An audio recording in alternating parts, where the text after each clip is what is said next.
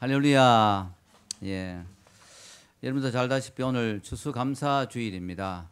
추수감사주일이 어떻게 시작됐는가 또 다 잘 아시죠. 신대륙으로 온 우리 청교도들이 이제 첫 해는 너무나 추워서 겨울에 반 정도가 얼어 죽었습니다. 반 정도가.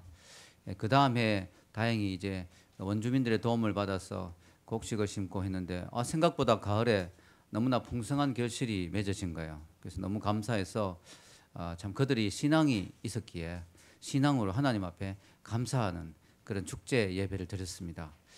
그 이후에 이제 이 추수감사절이 링컨 대통령에 의해서 믿음이 좋은 링컨 대통령에 의해서 이걸 우리가 미국이 감사하자. 우리가 이 하나님 은혜를 처음에 우리 조상들이 와서 이 나라를 세울 때 하나님 은혜에 감사했으니까 우리가 잊지 말자. 이렇게 해서 Thanksgiving Day라고 만들었는데 지금 미국은 Thanksgiving Day가 물건을 싸게 사는 날, 뭐 이런 것 정도로만 생각하고 있는 경우가 많죠. 추수감사절은 감사하는 날이죠. 그래서 보통 이제 교회에서도 추수감사 예배를 드릴 때는 감사에 초점을 맞추어서 메시지를 전합니다. 저도 사도신경 설교를 했는데 오늘은 잠깐 멈추고 이 감사에 대한 메시지를 좀 전하고자 합니다. 감사에 대한 메시지를 전한다고 하면 여러분 마음속에 그런 생각이 들 수도 있어요. 아니 요즘 같은 시국에 감사할 일이 어디 있는가? 참 감사할 일이 어디 있는가 이렇게 여러분 생각할 수도 있어요. 충분히 그렇게 생각할 수 있습니다. 그런데요, 우리가 알아야 될 사실은 감사할 일이 없을 때 감사하고 싶은 마음이 안 들수록 더 감사해야 됩니다. 아멘. 우리가 힘들고 어렵다고 불평만 해가지고는 더 힘들어집니다. 힘들고 어렵지만 감사할 거리를 찾아서 감사할 때 또 우리에게 감사할 일들이 생기는 줄 믿습니다. 우리가 감사할 수 있는 이유는요, 삶이 힘들고 어렵지만 감사할 수 있는 이유는 이 세상이 힘들고 시국이 어렵고 사회가 혼란스럽지만 여전히 하나님이 이 세상을 다스리고 계시고 이 민족을 주관하고 계시고 내 인생을 붙들고 계신 걸 우리가 믿기 때문에 감사할 수 있는 것입니다. 하나님은 역사의 주관자시고 역사의 주권자시고 지금도 역사의 주인이십니다. 그래서 우리가 보기에는 인간이 역사를 망치는 것 같고 나라를 망치는 것 같고 세상이 잘못 돌아가는 것 같지만 그러나 그 안에도 하나님의 뜻과 섭리가 있고 하나님은 여전히 이 세상을 주관하고 다스리고 계신다는 사실, 그 사실을 우리가 믿기 때문에 감사할 수 있는 것이죠. 성경에 보면 북이스라엘과 남유다가 나누어졌어요. 나라가 나누어졌습니다. 북이스라엘이 망했습니다. 남유다는 바벨론의 포로로 끌려갔습니다. 그리고 헬라 제국이 들어왔습니다. 또 로마 제국이 들어와서 이스라엘을 다스리고 식민지 삼았습니다. 하나님이 계시지 않은 것 같이 느껴졌어요. 역사의 캄캄하고 암울한 시간들이 계속되었습니다. 그러나 그럼에도 불구하고 우리가 알 수 있는 것은 하나님은 여전히 역사를 주관하고 계셨다. 여전히 하나님은 역사의 주인이시다. 여전히 그 가운데서 하나님은 일하고 계셨다. 그래서 가장 캄캄한 순간에 역사의 가장 암울한 시간에 예수님이 태어났잖아요. 로마의 식민지로 이스라엘 백성이 절망하고 있는 그 시간에 하나님은 여전히 준비하고 계셨다. 때가 참해 하나님의 때를 기다리고 계셨다. 그래서 우리는 이 역사가 지금 캄캄한 시간이 있을지라도 역사가 어두운 시간으로 흘러가는 것이 느껴질지라도 여전히 하나님은 역사를 주관하고 다스린다는 사실을 믿어야 될 줄로 믿습니다. 그걸 믿게 되면 우리는 감사할 수 있는 거예요. 하나님 지금도 일하고 계심을 믿습니다. 우리가 그래서 감사는요 아무나 할 수 있는 게 아니고요, 하나님을 신뢰할 수 있는 사람이 감사할 수 있어요. 내 삶이 힘들고 어려워도 감사할 수 있는 이유는 하나님이 여전히 내 삶을 주관하신다는 것을 믿기 때문에 이 하나님을 신뢰할 수 있는 사람만이 감사할 수 있다는 거예요. 그래서 우리가 감사는요 단순히 하나님께 고맙다라고 표현한 것만이 아니라 하나님에 대한 신뢰의 표현, 믿음의 표현이라는 것입니다. 인류 역사상 가장 행복하고 가장 감사할 수밖에 없는 조건에 있었던 곳을 찾으러 간다면 어딜까요? 에덴 동산이죠. 에덴 동산. 이든 힐. 에덴 동산. 이 에덴 동산만큼 가장 행복하고 감사할 일이 넘쳤던 곳이 어디 있겠습니까? 여러분 에덴 동산이 왜 감사할 수밖에 없어요? 왜 행복할 수밖에 없어요?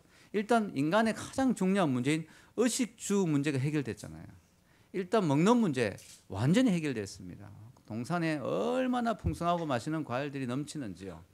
또 그 과일들이 특징이 올가닉, 유기농, 농약을 하나도 사용하지 않은 100% 유기농 과일 그대로 따서 그냥 바로 배 먹어도 되는 그런 아주 신선하고 아주 건강한 그런 과일들이 주렁주렁 널려 있는. 그래서 먹는 문제가 해결됐어요. 자는 문제도 해결됐죠.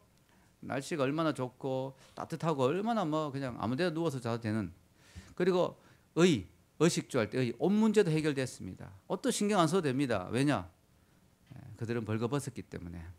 근데 제가 이 성경을 묵상하면서 좀 의문이 들었던 부분이 뭐냐면은 아무리 날씨가 좋고 분위기가 좋다 해도 벌거벗고 있으면 좀 불편하지 않을까. 우리가 벌거벗고 있는데 이렇게 바위에 앉으면 되게 차갑고 좀 부담스럽잖아요. 옷이 없으면 아무래도 그들이 좀 힘들지 않았겠는가 이런 생각이 좀 들었거든요. 그래서 이 부분에 대해서 제가 좀 조사를 해보고 이렇게 연구를 해봤더니 어떤 신학자의 그 이야기가 제가 많이 와닿았어요.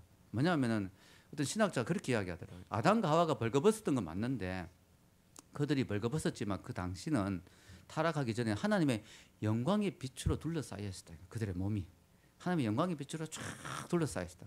그러니까 그들의 몸이 그냥 벌거벗고 뭐 헐벗은 그런 상태가 아니라는 거죠. 아주 아름다운 영광의 빛으로 둘러싸여 있기 때문에 어디에 앉든지 편안하고 푹신하고 그랬을 거라는 거야. 그런데 그들이 타락한 순간에 그 영광의 빛이 사라져버린 거야. 그리고 정말 벌거벗은 몸이 된 거야. 그러니까 하나님이 그에게 가죽옷을 지어 입혔던. 그래서 그게 많이 와닿더라고요. 저는. 의식주 문제가 해결됐죠. 그 다음에 행복할 수밖에 없었던 이유는요. 너무나 사랑하는 사람이 옆에 있었다는 거예요. 인류 최초의 두 사람. 제가 생각하는 두 사람은 가장 멋있는 인간의 모형이었을 거예요. 아담은 너무나 건강하고 멋있고 늠름하고 아주 멋있게 생겼을 겁니다. 그리고 하와는 너무나 아름답고 예뻤을 거라고 생각해요. 그리고 두 사람이 행복했던 이유는 뭐냐면은 이 상대방이 그 상대방이 다른 대상이 없잖아요. 사랑할 수 있는 대상이 오로지 자기만 바라보는 대상이 있다는 거예요. 그러니까 뭐 질투할 일도 없고 시험 들 일도 없고 그죠? 뭐 아무 그런 문제가 없죠. 왜냐하면 오로지 자기만 보니까. 그래서 그런 유머가 있더라고요. 아담과 하와가 부부 싸움 했는데 아담이 화가 나서 하루 종일 어디 나가서 막 돌아다니다 왔대요. 부인이 밤에 자는데 부인이 아담의 갈비뼈를 만져보더랍니다. 하나 더 만들어 놨는가 싶어서. 예. 여러분 뭐 아무 뭐 시험 들 게 없습니다. 얼마나 행복합니까? 또 삶의 고난이 없었죠. 그 에덴 동산은요 너무나 환경이 좋아서 아담이 물론 일은 했습니다. 동산을 관리하는 일. 그러나 엉겅퀴도 없고 가시도 없고 날씨도 좋고 해서 아담이 뭐 특별히 뭐 땀을 흘리며 일할 필요가 없었어요. 그냥 놔둬도 그냥 뭐 신경 크게 안 써도 저절로 다 이렇게 탐스럽게 열매가 맺히는 알바로 치면 꿀알바.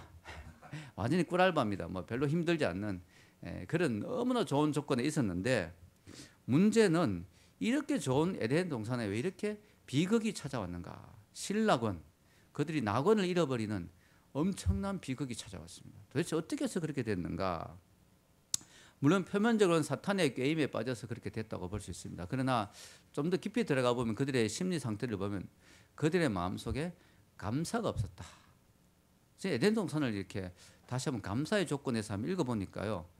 너무 놀라운 사실을 발견했어요. 아담과 하와가 한 번도 하나님께 감사하다는 말을 안 하는 거예요. 심지어는 아담이 잠에서 깨어나서 너무나 아름다운 부인을 그에게 주셨는데 그 부인에 대해서는 감사해요. 오 나의 살 중에 살이요 뼈 중에 뼈로다. 이게 이제 표현이 지금으로 치면 오 나의 태양이시여 뭐 이런 식의 표현입니다. 오 나의. 그런데 그 아름다운 여인에 대해서는 감탄하고 찬사를 했지만 그 여인을 주신 하나님께는 감사하는 게 없어요.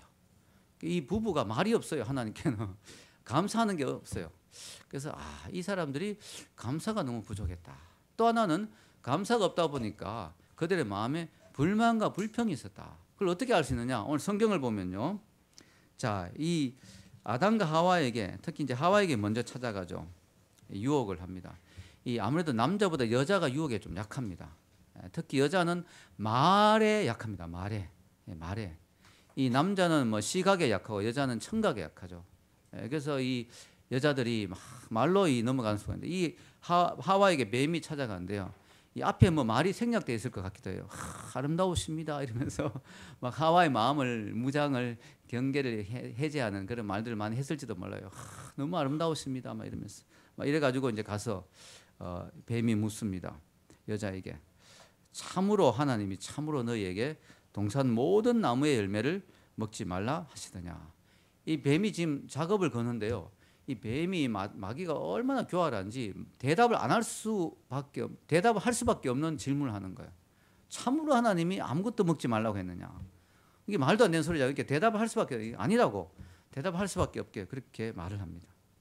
간교하죠. 그자 이제 하와가 대답을 하나님이 모든 동산의 실과는 먹어도 되는데 저거 선악과 저거 하나만은 먹지 말라고 하신다. 그러니까 이 1절에서 3절에 이제 그렇게 이야기하는 여자가 뱀에게 말하되 2절하고 3절 한번 읽어볼까? 2절하고 3절 시작. 여자가 뱀에게 말하되 동산 나무의 열매를 우리가 먹을 수 있으나 동산 중앙에 있는 나무의 열매는 하나님의 말씀에 너희는 먹지도 말고 만지지도 말라. 너희가 죽을까 하노라 하셨느니라. 이렇게 대답합니다. 그런데 여기서 이 여자의 대답이 이제 문제가 있다는 거예요. 두 가지의 문제가 있는데요. 첫째는 하나님의 말씀에 없는 말을 덧붙였어요. 하나님은 먹지 말라고 하셨지 만지지 말란 말을 안 하셨거든요. 그런데 먹지도 말고 만지지도 말라 했다. 이 말 속에는 이미 하와의 마음에 불만이 있다는 걸 알 수가 있습니다. 하나님이 이걸 먹지도 말게 하고 심지어는 만지지도 말게 하고 만질 수도 있는데 말이지. 하나님이 뭔가 한 거에 대한 불만이 있기 때문에 이런 식의 말이 나오는 거죠. 하나님이 자신에게 금지한 게 있다는 게 불만스러운 거예요. 그래서 이 불평의 투가 지금 나오는 거죠. 그래서 하나님이 하시지도 않은 말씀까지 덧붙여가면서 막 투덜대는 거죠. 투덜대는 거 지금. 두 번째 문제는 하나님의 말씀을 약화시켰죠. 너희가 죽을까 하노라. 성경에 2장 17절에 창세기 2장 17절 하나님의 계명은요. 너희가 이거 먹지 마라. 내가 너희들 죽을까 걱정된다. 이게 아니었어요. 한번 읽어볼까요? 시작. 선악을 알게 하는 나무의 열매는 먹지 말라. 내가 먹는 날에는 반드시 죽으리라 하시니라. 하나님은 반드시 죽는다고 아주 엄격하게 말씀하셨는데 이 하와는 그 하나님의 명령을 슬쩍 약화시켜가지고 물을 태워가지고 죽을까 하노라. 죽을 수도 있고 잘하면 안 죽을 수도 있고 하여튼 조금 불안하고 위험한 과일이다. 이런 식으로 하와는 하나님의 말씀을 약화시킵니다. 이거 자체가 하나님을 좀 말씀을 아주 심각하게 받아들이지 않는 거죠. 그러니까 이 하와가 흔들리는 걸 보니까 뱀이 더 집요하게 들어가는 거죠. 뭐라고 이야기하느냐? 뱀이 집요하게 뭐라고 이야기하느냐? 읽어보겠습니다. 4절에서 5절. 뱀이 여자에게 이르되 너희가 결코 죽지 아니하리라. 너희가 그것을 먹는 날에는 너희 눈이 밝아져 하늘과 같이 되어 선악을 알 줄 하나님이 아심이니라. 뱀이 이제는 뭐라고 이야기하냐면 죽지 않는다라고 이야기하면서 어떤 신학자는 이때 뱀이 과일을 먹으면서 이야기했다고 하기도 합니다. 자기는 선악과를 따먹으면서 씹어먹으면 바로 안 죽잖아 이러면서 너희는 죽지 않아 이러면서 그리고 너희들은 하나님과 같아진다. 여기에 엄청난 이야기인데 이게 엄청난 메시지인데 뭐냐면은 너희가 이걸 먹으면 하나님 같아지면 하나님이 검했다. 즉 이게 안 좋아서 검한 게 아니고 너희들이 하나님 같아질까 봐 하나님이 시기가 나서 너희들이 하나님 같아지지 않도록 하기 위해서 즉 하나님의 선하심을 의심하게 만드는 하나님 자체를 의심하게 만드는 하나님의 선한 의도를 의심하게 만드는 이런 이야기를 하는 거예요. 이 여자가 넘어가고 말았습니다. 여러분 이 하와가 타락한 제일 큰 이유는 마음에 하나님이 검한 거에 대한 불만이 있었던 거죠. 근데 여러분 보세요. 하나님이 모든 걸 다 허락해 주시고 딱 하나만 검하셨어요. 근데 하와는 그게 불만이야. 즉 그가 할 수 있는 것 하나님이 허락하신 것에 대해서 감사하지 않고 하지 못하게 한 것에 대해서 불평했죠. 즉 초점을 부정적인 데 맞춘 거죠. 긍정적인 데 맞춘 게 아니에요. 하나님 이렇게나 많이 나에게 주셨다. 너무 감사하다. 여기에 감사한 게 아니고 하나님 왜 이거는 못 먹게 했느냐. 거기에 불만이죠. 우리도 많은 경우에 그렇습니다. 하나님 우리에게 주신 게 얼마나 많아요. 근데 우리는 그거보다는 딱 하나를 집어낸 하나님 내 코는 왜 이렇게 못생기게 만들었어요? 하나님 나는 키는 왜 이렇게 작게 만들었어요? 이거에 이제 우리는 불만이에요. 하나님 나는 왜 이런 건 이렇게 안 주셨어요? 딱 우리에게 없는 거 하나를 우리는 가지고 불만을 가는 거죠. 그래서 이게 우리가 긍정적인 데 초점을 맞춰야 되는데 이 감사가 왜 귀하냐면은 감사는요 내 삶이 좀 힘들더라도 내 삶에서 긍정적인 데 초점을 맞추게 해요. 자꾸 감사하다 보면요 내 삶에서 긍정적인 쪽에 자꾸 초점이 맞춰야 돼요. 그 인생이 축복된 인생이 되는 거예요. 근데 자꾸 내가 이미 많이 받았는데도 부정적인 데 자꾸 초점을 맞추다 보면 그 인생이 자꾸 부정적인 방향으로 흘러가게 되는 거예요. 여러분 에덴 동산의 비극이 바로 그겁니다. 감사할 일이 많았는데 그거보다는 딱 하나 자기에게 주어지지 않은 그것에 대해서 불만을 가지고 하나님에 대해서 원망하는 마음을 가졌다는 거. 그래서 어려움이 온 것이죠. 여러분, 우리 삶이 물론 힘든 게 많습니다. 그러나 또 가만히 생각해 보면 감사한 게 참 많아요.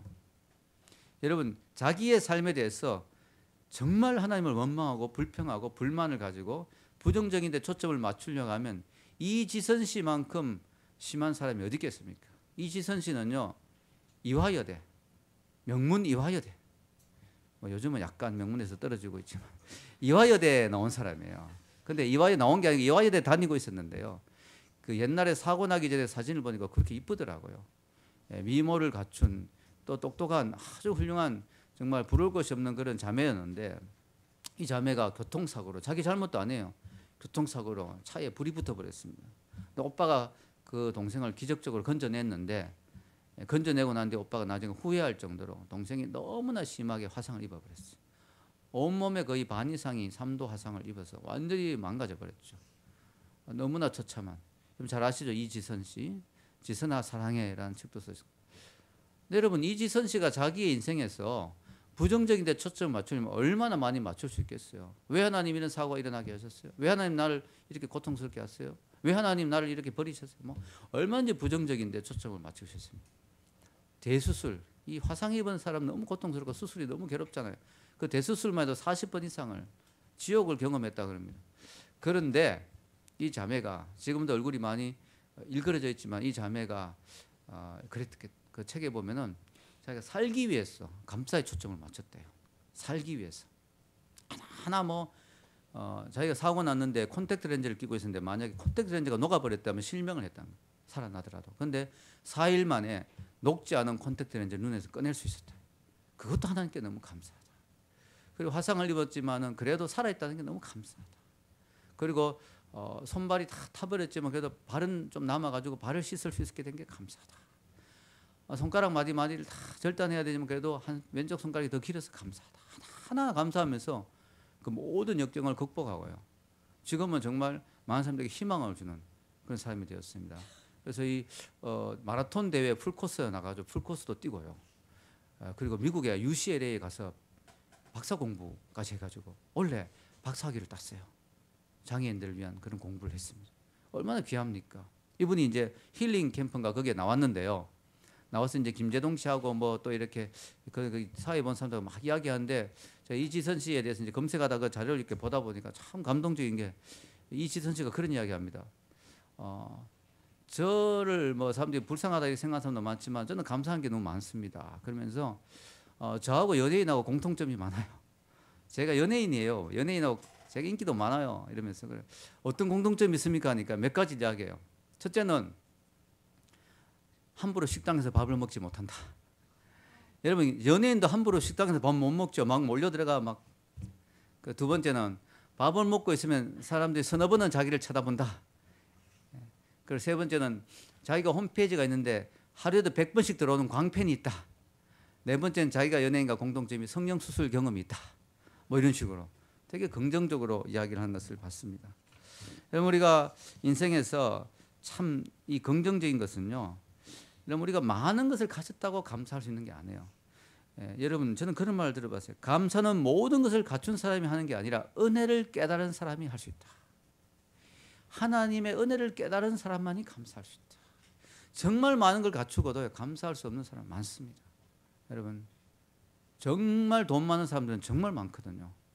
그 집의 아이들이 감사한 줄 압니까? 감사 안 합니다. 너무 많다 보니까 고마운 줄을 몰라요.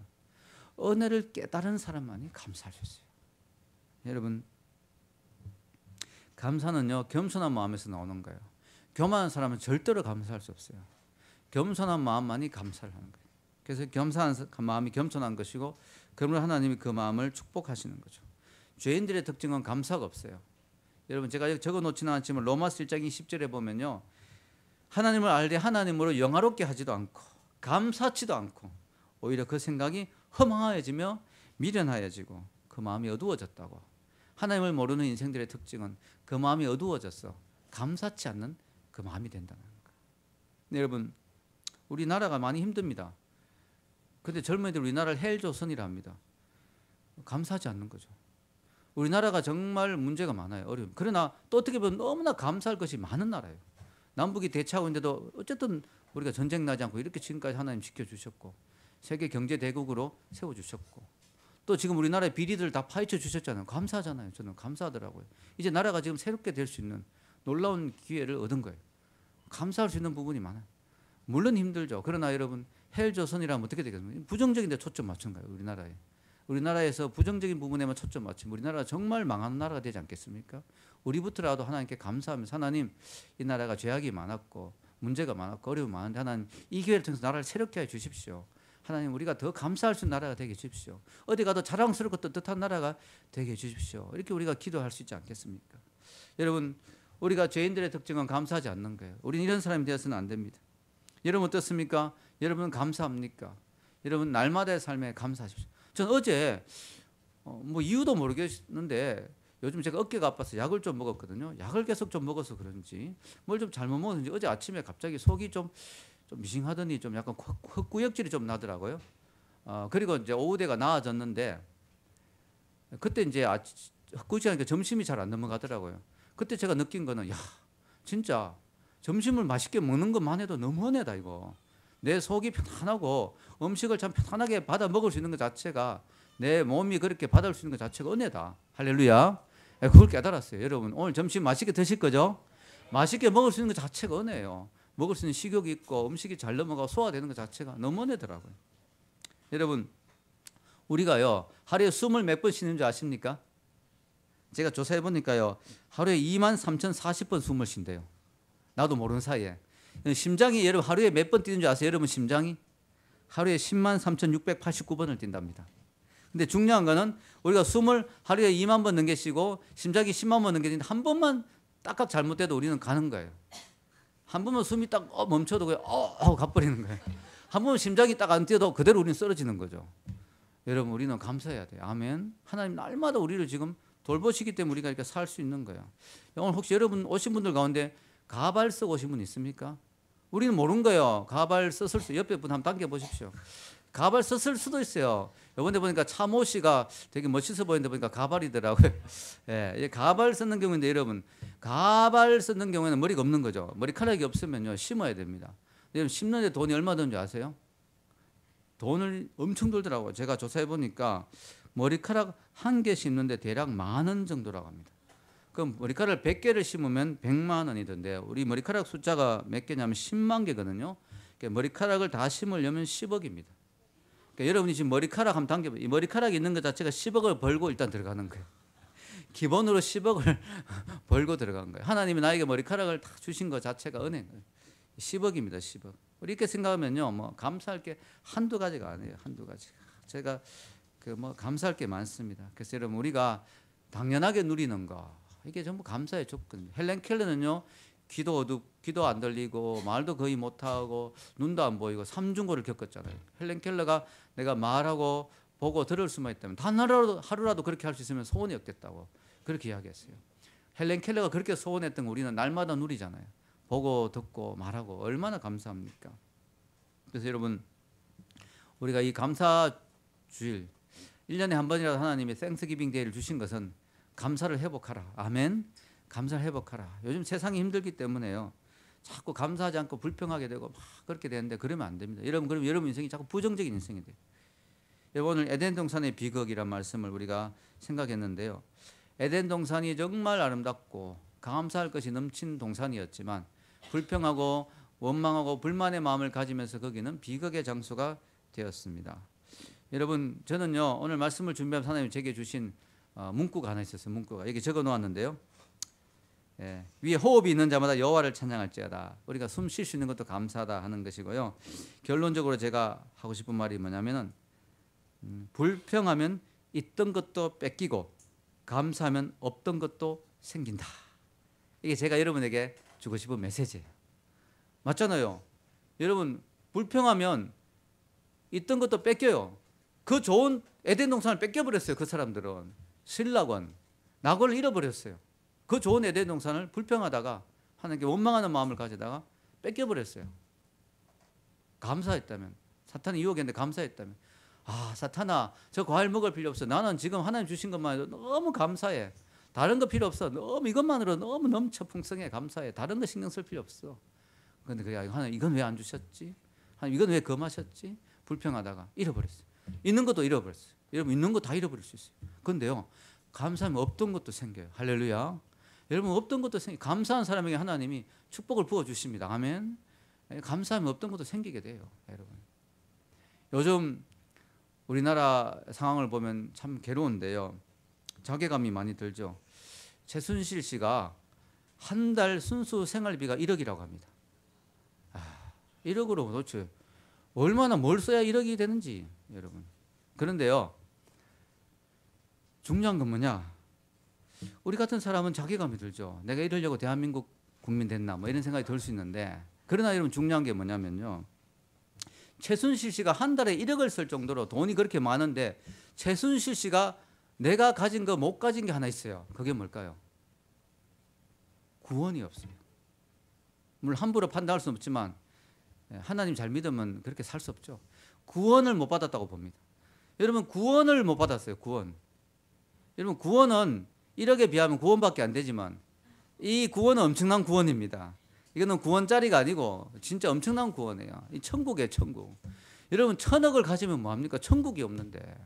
여러분 우리가 천국을 소유했던 그 하나만으로 우리는 영원토록 감사해야 됩니다. 아멘. 여러분에게 하나님이 천국을 주셨다, 영생을 주셨다, 구원을 주셨다. 그거 하나만으로 우리는 영원히 감사해야 돼요. 영원히. 그거 하나만으로도. 거지 나사로 있죠. 거지 나사로. 여러분 우리가 거지가 되면 안 되잖아요. 그러나 우리가 최악의 경우에 거지 나사로 같이 비참한 인생이 되더라도 구원을 얻었다면 거지 나사로는 천사에 받들려서 천국으로 가는 거예요. 여러분 우리가 최악의 경우에 정말 거지가 돼가 모든 밑바닥 인생을 산다 하더라도 감사할 수 있어요. 왜냐하면 우리는 구원을 얻었기 때문에. 그래도 감사할 수 있을 정도로 우리는 구원 하나만으로 우리는 모든 걸 다 잃어버려도 감사할 수 있을 정도로 우리는 너무나 감사할 조건이 있는 사람이에요. 그러므로 우리는 감사해서 우리 인생을 베이스를 감사로 시작해야 될 줄로 믿습니다. 왜냐 우리는 구원을 얻었잖아요. 얼마나 감사합니까? 여러분, 그래서 여러분 오늘 이 시대의 비극은 감사가 없다는 것이죠. 우리가 누린 것들을 너무나 당연하게 생각하는 것이죠. 감사가 메마른 삶은 은혜가 메마른 삶이에요. 여러분의 영성의 척도는 감사예요. 평상시에 늘 감사한 사람의 영성은요 대단한 거죠. 우리가 영성이 있느냐 없느냐 차이는 감사가 얼마나 넘치느냐. 여러분 지금 여러분의 삶이 은혜가 메말랐다 안 말랐다 차이는 뭐냐? 내가 감사가 없고 입에서 자꾸 막 불평이 나오고 막 욕이 나온다. 이건 영성이 떨어져 있고 은혜가 지금 메말른 거예요. 그럼 여러분 은혜를 빨리 회복하셔야 돼요. 여러분의 감사가 입에서 나오는 인생이 그 사람이 은혜가 충만한 인생이고 성령 충만한 삶이고 영성이 있는 인생이에요. 여러분, 여러분의 임수로서 주님이 주시는 은혜로 인하여 감사가 넘친 여러분 되시길 주의 이름으로 축원합니다. 한번 기도하겠습니다.